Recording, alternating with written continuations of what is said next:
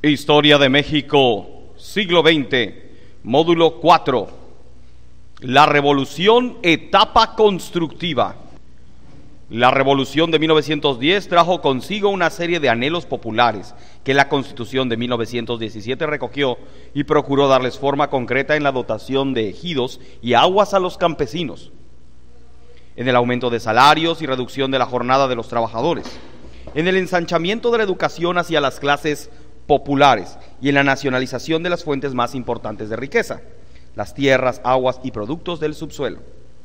Basados en ese código, los gobiernos han actuado dentro de las normas democráticas establecidas por él y han procurado que el pueblo de México llegue a cosechar los frutos de nuestras luchas pasadas para proporcionar paz, bienestar, progreso y cultura a las nuevas generaciones. Prácticamente con Carranza se inició el periodo de gobierno revolucionario. Esto representó el espíritu democrático burgués de la época.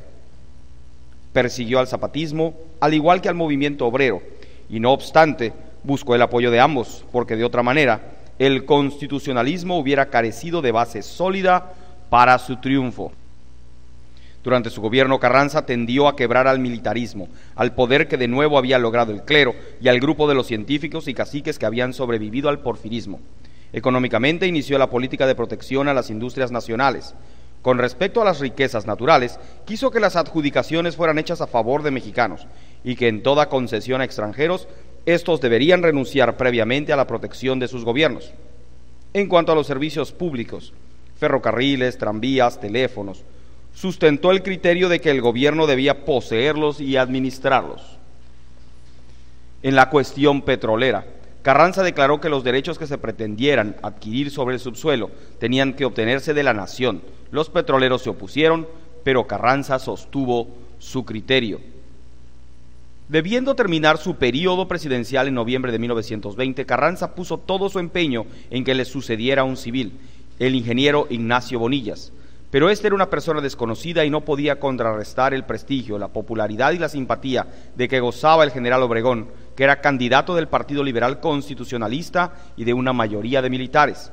En abril de 1920 la lucha política adquirió caracteres de extrema gravedad. En Sonora, el gobernador Adolfo de la Huerta y el general Calles apoyaron la candidatura de Obregón y desconocieron al presidente Carranza mediante el plan de Agua Prieta. La revolución cundió rápidamente por el noroeste del país, en tanto que Obregón avanzaba sobre la capital con las tropas que lo habían apoyado en el sur. En tales condiciones, el presidente Carranza abandonó la Ciudad de México y se dirigió rumbo a Veracruz, siendo asesinado en el trayecto. Tlaxcaltongo, Puebla, 21 de mayo de 1920, por las huestes enemigas confabuladas con sus propios hombres.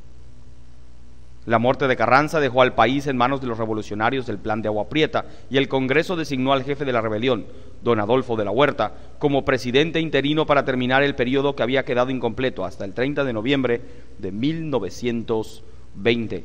Durante el corto tiempo que desempeñó la presidencia, el señor de la Huerta dedicó sus esfuerzos a consolidar la paz. Los jefes zapatistas reconocieron al nuevo gobierno. El general Villa, que durante el periodo de Carranza se mantuvo en rebelión, se rindió radicándose en la ciencia de Canutillo Durango, que el gobierno le cedió para que la trabajase con sus soldados. Pacificado el país, el presidente interino procedió a celebrar las elecciones, en las cuales resultó electo el general Obregón para desempeñar la presidencia de la República durante el periodo de 1920 a 1924. Para reconocer al régimen de Obregón, el gobierno de Washington propuso en 1921 la firma de un tratado de amistad y comercio, pretendiendo la modificación del artículo 27 de nuestra Constitución en lo concerniente a las inversiones petroleras y a los derechos de los ciudadanos norteamericanos. Pero el gobierno mexicano rechazó esta proposición. Al fin se llevó a cabo el convenio de la Huerta-Lamont, por el cual el gobierno reconoció la cantidad de 1.400 millones como suma de la deuda exterior y la de ferrocarriles, pero en cambio se logró la simpatía del capitalismo americano. Además, se estableció el funcionamiento de una comisión de reclamaciones para el pago de los daños causados a los extranjeros durante la Revolución.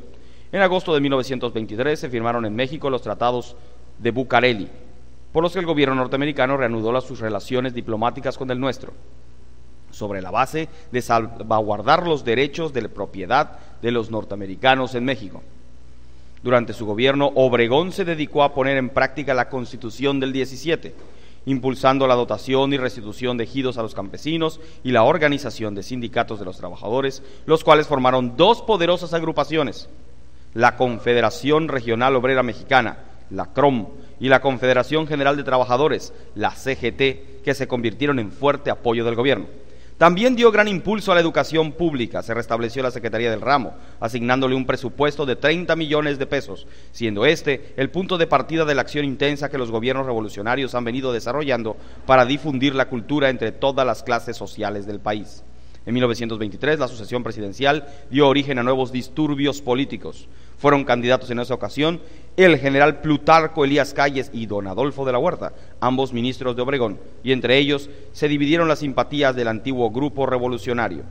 Las disputas políticas llegaron a su culminación cuando de la Huerta en Veracruz y otros jefes militares en diversos lugares del país iniciaron una rebelión armada contra el general Obregón, diciembre de 1923, a quien acusaban de apoyar la candidatura del general Calles.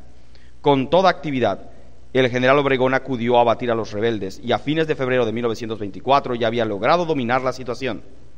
Restablecida la paz, efectuaron las elecciones y el Congreso declaró triunfante al general Plutarco Elías Calles, quien tomó posesión de la presidencia el 1 de diciembre de 1924. El general Calles trató de continuar el impulso reconstructivo iniciado por Obregón, creando más escuelas rurales y agrícolas, construyendo carreteras, comenzando las obras de riego que nuestro país necesita para el desarrollo de la agricultura y haciendo nuevas dotaciones de ejidos, aunque respetando todavía muchos latifundios de ricos privilegiados, especialmente de extranjeros.